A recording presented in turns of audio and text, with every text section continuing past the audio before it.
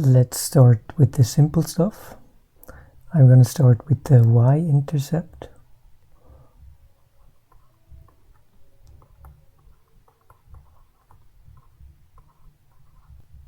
And all points on the y-axis have the x coordinate 0, so we can simply put in 0 for the x coordinate. And this gives us 1, which means the y-intercept has the coordinates 0, 1.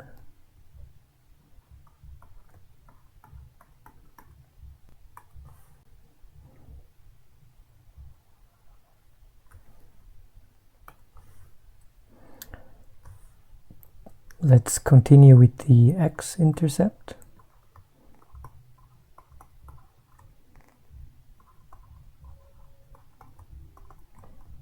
In this case,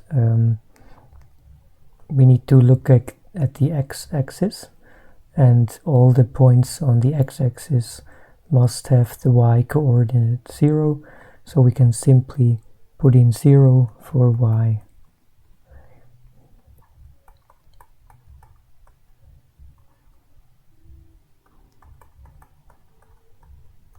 We get this equation, and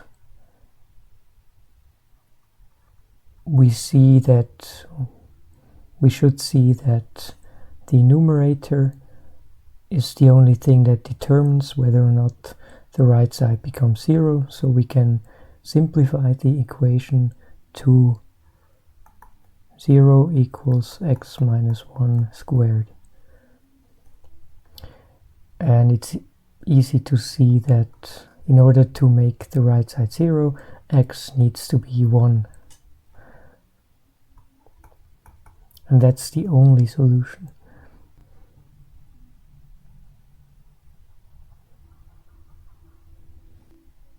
Keep in mind that this is also the turning point we got in problem 3b. Then we can look at the asymptote. To get the asymptote, we can simply calculate the limit for x going to infinity.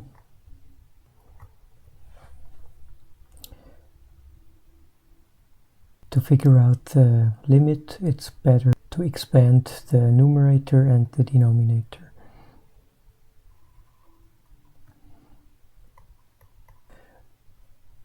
The usual trick here is to factor out the x with the highest degree.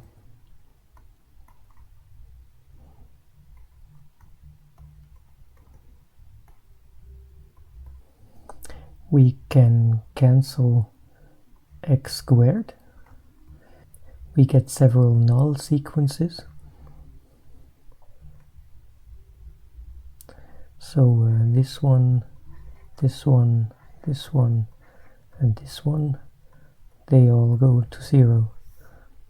So the expression simplifies quite a bit. The only thing that's left is 1 over 1, and that's 1. So we see that the asymptote will be a horizontal that has the equation y equals 1.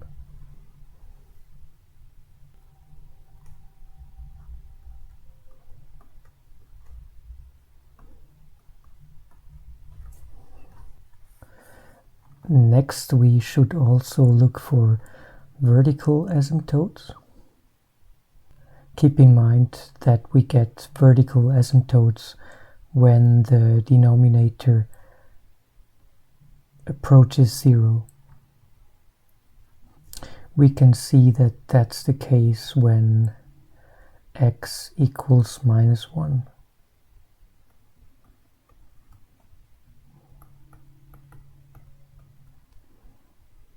So that's where the vertical asymptote is. It's also the equation for the vertical asymptote. So let's draw it into our diagram.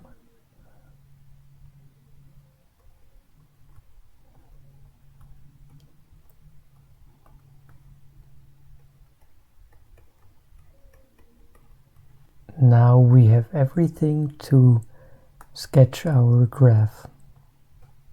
Let's first look at the turning point.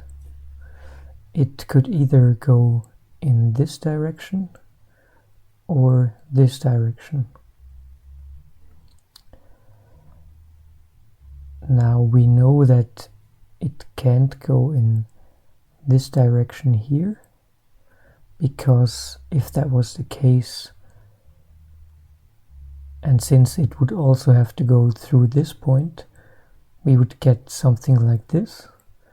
And then you see that we would need to get an additional turning point. And we know already from question 3b that we can't have an additional turning point. This means this is the only possibility for the direction of the turning point, which also means that on the right side we get something like this, and on the left side must go through this point and then approach the vertical asymptote. Now on the left side of the vertical asymptote we could get something like this, but then we see that we would have an additional 0, but we know already that we can't have a 0 there, so the only possibility is this one. So that's our solution.